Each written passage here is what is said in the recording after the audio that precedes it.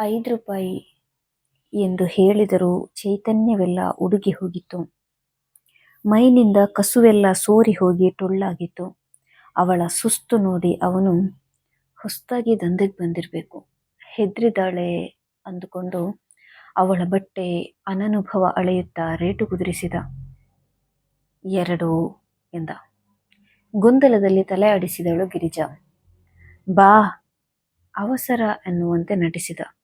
ಅವಸರ ತೋರಿಸಿದ್ರೆ ವ್ಯವಹಾರ ಬೇಗನೆ ಕುದುರಿಸಬಹುದು ಎಂದು ಅವನಿಗೆ ಗೊತ್ತಿತ್ತು. ಜೀವ ಬಂದ ಹಾಗಾಗಿ ಗಿರಿಜಾ ಅವನನ್ನ ಉತ್ತೇಜಿಸಲು ವಯ್ಯಾರ ಮಾಡಿದಳು. ಎಷ್ಟು ಕಾಲದಿಂದ ಮಾಡ್ತಾ ಇದೀಯಾ? ಅವನ ಆತುರ ಉಕ್ಕುತ್ತಿತ್ತು.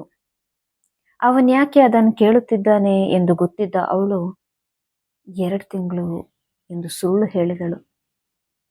ಅಷ್ಟೇನಾ? ಅವಳಿಗೆ ಹೆಚ್ಚೇನು ಹೇಳಬೇಕೆನಿಸಲಿಲ್ಲ. ಅವನನ್ನು ಯಾಮಾರಿಸಿ ಸ್ವಲ್ಪ ಜಾಸ್ತಿ ದುಡ್ಡು ಕೇಳಲು ನನಗೆ ಡ್ಯಾನ್ಸರ್ ಆಗಬೇಕು ಅಂತ ಆಸೆ ಇತ್ತು ಎಂದಳು. ಹಾಗೆ ಹೇಳುತ್ತಲೇ ಡ್ಯಾನ್ಸರ್ ಥರ ಬಳುಕುವುದನ್ನು ನೋಡಿ ಅವನು ಪೂರ್ತಿ ನಂಬಿದ. ಇನ್ನೇನು ಹೆಚ್ಚಿಗೆ ಹೇಳದೆ ಹೋಗೋಣ ಬಾ ಎಂದ. ಮೊದಲು ಕಾಸು. ನೀವು ಮುಂಬೈ ಮಂದಿ ಇದ್ದೀರಲ್ಲ ಎನ್ನುತ್ತಾ ಮುಗ್ಧ ಹೆಂಗಸಾದಳು. ಒಳಗಿನ ತಾಯ್ತನದ ವಾಂಛೆ ಹಸುವಿನಂತೆ ತಲೆ ಕೆಳಗೆ ಹಾಕಿತು. ನಾನೇನು ಓಡೋಗಲ್ಲ, ನಿನ್ನ ಹಿಡಿಯೋಕ್ಕಾಗಲ್ಲ ಎಂದು ಹೇಳುತ್ತಾ ಸೆರಗನ್ನು ತಲೆ ಮೇಲೆ ಹೊದ್ದುಕೊಂಡಳು. ನಾಜೂಕಾಗಿ ನೀರು ತುಂಬಿದ ಕಣ್ಣುಗಳನ್ನು ಒರೆಸಿಕೊಂಡಳು. ಅವಳ ಮುಖದ ಅಣುವಿನಲ್ಲೂ ನೋವು ತುಂಬಿಕೊಂಡಿತ್ತು. ಅವನು ಅವಳ ಕೈಗೆ ₹5 ನೋಟು ತುರುಕಿದ. ಇಬ್ಬರೂ ಪೋರಸ್ ರೋಡಿಗೆ ಹೋಗೋ ಟ್ರಾಮ್ ಹತ್ತಿದ್ರು. ಅವನಲ್ಲಿ ಇನ್ನಷ್ಟು ಗೊಂದಲ ಹುಟ್ಟಿಸಿ ಮತ್ತಷ್ಟು ಹಣ ಕೇಳುವ ಸಲುವಾಗಿ ಗಿರಿಜಾ ಭಾರತೀಯ ಮಾದರಿಯ ಹೆಣ್ಣಿನಂತಾದಳು. ತನ್ನ ಬಗ್ಗೆ ಹೇಳುವ ಅಭ್ಯಾಸವನ್ನ ತಡೆದುಕೊಂಡಳು. ಯಾರತ್ತಲೂ ಕಣ್ಣು ಹಾಯಿಸಲಿಲ್ಲ. ಸೆರಗನ್ನು ಬಿಗಿದು ಹಿಡಿದುಕೊಂಡಳು. ಅದರ ತುದಿಯನ್ನು ಮೂಗಿನ ತುದಿಯವರೆಗೂ ಎಳೆದು ಹಿಡಿದುಕೊಂಡಳು. ಅವಳ ಕಣ್ಣಲ್ಲಿ ಯಾವ ಅನುಭವವೂ ಇಲ್ಲದ ನೋಟವಿತ್ತು. ಹಾಗೆ ಇರಲೇಬೇಕು.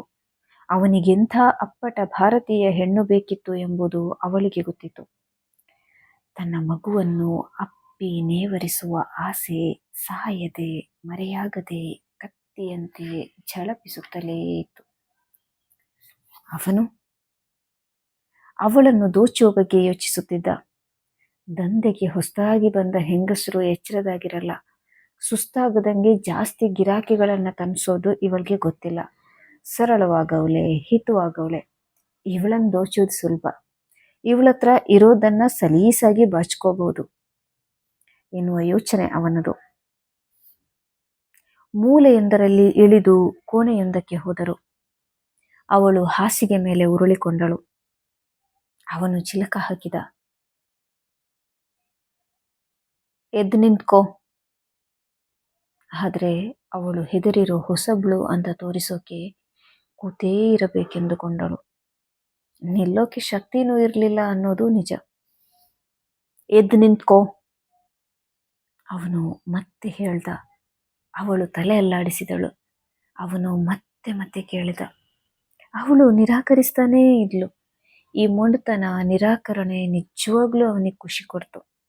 ಅವಳ ಮುಷ್ಟಿಯೊಳಗೆ ₹2 ನೋಟು ತುರುಕಿ ಕಂಕುಳಿಗೆ ಕೈ ಹಾಕಿ ಅವಳನ್ನ ನಿಲ್ಲಿಸಿದ.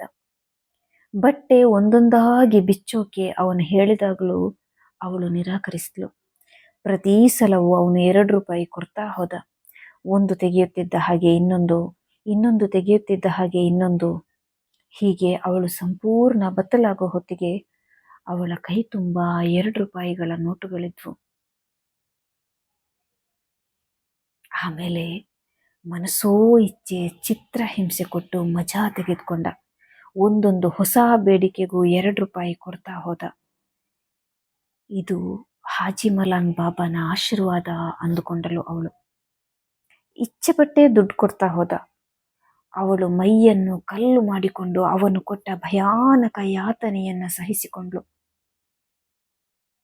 ಈಗ ಅವಳ ಹತ್ರ ಹಳ್ಳಿಗೆ ಹೋಗೋಕಷ್ಟೇ ಅಲ್ಲ, ಔಷಧಿಗೂ ದುಡ್ಡಿತ್ತು.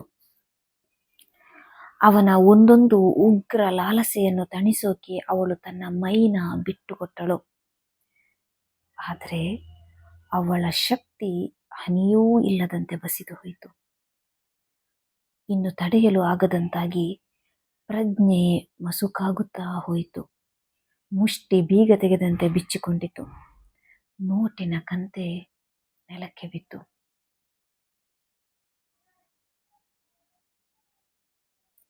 ಬೆಂಕಿ ಜ್ವಾಲೆ ತಗುಲಿದ ಹಾಗೆ ಅವಳ ಮೈ ಅದುರಿತು. ಕತ್ತೆತ್ತಿ ಸುತ್ತ ನೋಡಿದಳು. ಅವಳ ಮುಷ್ಟಿ ಖಾಲಿಯಾಗಿತ್ತು. ಉರುಳಾಡಿ ನೆಲವನ್ನೆಲ್ಲಾ ತಡಕಾಡಿದಳು. ಏನೂ ಸಿಗಲಿಲ್ಲ. ಇನ್ನೇನೋ ಅವಳ ಕಣ್ಣಿಗೆ ಬಿತ್ತು. ಕನ್ನಡಕದವ ಬಟ್ಟೆ ಹಾಕಿಕೊಳ್ತಿದ್ದ. ಅವನು ಯಾಮಾರಿಸ್ದ ಎಂದು ಕ್ಷಣ ಮಾತ್ರದಲ್ಲಿ ಅವಳಿಗೆ ತಿಳಿಯಿತು. ಅಪಾರ ನೋವಿನಿಂದ ಧ್ವಂಸವಾಗಿದ್ದ ತಾಳಿಕೆಯ ತುತ್ತ ತುದಿ ಮುಟ್ಟಿದ್ದ ಅವಳ ವಿಧೇಯ ಮೈಯೊಳಗೆ ಮತ್ತೆ ಜೀವ ಸಂಚಾರವಾಯಿತು. ಅವಳೊಳಗೆ ಕ್ರೋಧ ಭುಗಿಲೆದ್ದಿತು. ಮೂಗಿ ಮುಟ್ಟಿದ ಅವಳ ಮೇಲ್ದುಟಿ ನೆಟ್ಟನೆಗೆರೆಯಂತಾಯಿತು. ಮಾಂಸಖಂಡಗಳು ಶಕ್ತಿಯನ್ನು ಒಟ್ಟುಗೂಡಿಸಿಕೊಳ್ಳತೊಡಗಿದವು. ಅವಳ ಕಣ್ಣುಗಳು ಸರ್ಪದಂತೆ ಕ್ರೋಧವನ್ನು ಗುಳಿದವು. ಕೋಪದಲ್ಲಿ ಕುದಿಯುತ್ತಿದ್ದ ಅವಳ ಮುಖ ಕೆಂಪಾಯಿತು. ಮೈ ಮೇಲೆ ಕಂಬಳಿಯನ್ನೆಳೆದುಕೊಂಡು, ತಲೆ ಹಿಡುಕ, ಏನ್ ಮಾಡ್ಬೇಕು ಅಂತಿದ್ಯಾ? ದುಡ್ಡು ಬಿಸಾಕೋ ಎಂದು ಚೀರಿದಳು. ಬಾಗಿಲ ಬಳಿ ನಡೆದಿದ್ದವ ಒಂದು ಕ್ಷಣ ನಿಂತ. ಅವಳ ಅವತಾರ ಕಂಡು ಆಶ್ಚರ್ಯಗೊಂಡ. ಮೇಲೆ ಬೀಳಲು ಬರುತ್ತಿದ್ದವಳನ್ನು ಕಂಡ. ಹಾಗೆ ಬಿದ್ದವಳ ಕುತ್ತಿಗೆ ಹಿಡಿದು ಬೆಕ್ಕೊಂದನ್ನು ಎಸೆಯುವಷ್ಟು ತಾತ್ಸಾರದಿಂದ ಜಾಡಿಸಿ ಎಸೆದ.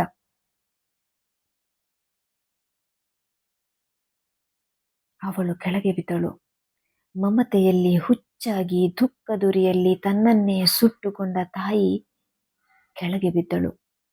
ಬಿದ್ದಲ್ಲೇ ಬಿದ್ದಿದ್ದಳು.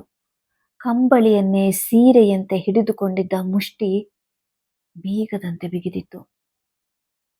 ಸ್ವಾಹ ಎಂದು ಹೇಳಿ ತುಪ್ಪ ಸುರಿದಾಗ ಬಲಿಯಿಂದ ಮೇಲೇಳುವ ಜ್ವಾಲೆಯಂತೆ, ಹಲ್ಲುಗಳ ಬಾಗಿಲ ಹಿಂದಿನ ಮನೆಯಿಂದ ಚಿಮ್ಮುವಂತೆ ಅವಳ ನಾಲಿಗೆ ಚಾಚಿಕೊಂಡಿತು.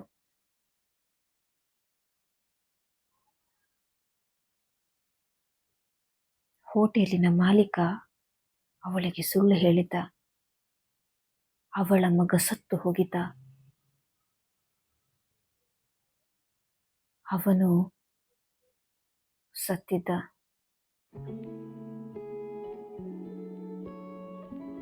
ಇಲ್ಲಿಗೆ ಬೀದಿ ಹೆಣ್ಣು ಕಥೆಯ ಓದು ಮುಕ್ತಾಯವಾಗುತ್ತದೆ. ಸಮಾಜದ ಕಟು ವಾಸ್ತವದ ಮುಖವಾಡವನ್ನು ಕಳಚಿಡುವ ಇಂತಹ ಕಥೆಗಳು ಕೇವಲ ಓದಿನೊಂದಿಗೆ ಮುಕ್ತಾಯವಾಗುವುದಿಲ್ಲ. ಇವು ನಮ್ಮ ಮನಸ್ಸಿನಲ್ಲಿ, ನಮ್ಮ ಕಣ್ಣ ಮುಂದೆ ನೂರಾರು ಪ್ರಶ್ನೆಗಳನ್ನು ಉಳಿಸಿ ಹೋಗುತ್ತದೆ. ಈ ಕಥೆಯ ಮೂಲ ಲೇಖಕರು ಮರಾಠಿಯ ದೈತ್ಯ ಲೇಖಕರಾದಂತಹ ಬಾಬುರಾವ್ ಬಾಗುಲ್ ಅವರು. ಅದನ್ನು ಅಷ್ಟೇ ತೀವ್ರವಾಗಿ ಕನ್ನಡಕ್ಕೆ ಅನುವಾದಿಸಿದವರು ನಮ್ಮ ಹೆಮ್ಮೆಯ ಪ್ರೀತಿಯ ದು ಸರಸ್ವತಿ ಮೇಡಮ್. ಇದು ಈ ಕಥೆಯ 2ನೇ ಭಾಗ. ಒಂದು ವೇಳೆ ನೀವು ಇದರ ಮೊದಲ ಭಾಗವನ್ನು ಇನ್ನೂ ಕೇಳಿರದೇ ಇದ್ರೆ ಅದರ ಲಿಂಕನ್ನು ಡಿಸ್ಕ್ರಿಪ್ಷನ್ನಲ್ಲಿ ಕೊಟ್ಟಿರುತ್ತೇನೆ.